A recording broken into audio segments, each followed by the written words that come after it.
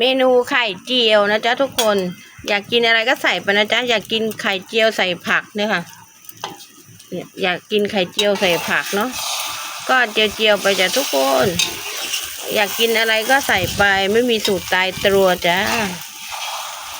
นี่ก็จะเป็นประมาณนี้เนาะไข่เจียวใส่หอมใส่ผักใส่อะไรก็ได้ที่เราอยากกินจ้ะ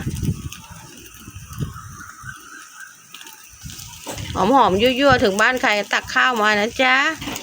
ตักข้าวสวยมาเลยจ้าพร้อมพริกน้ำปลานะจ๊ะทุกคนอยากกินอะไรก็ใส่กันไปจ้ะไม่มีสูตรตายตัวแบบไหนก็ได้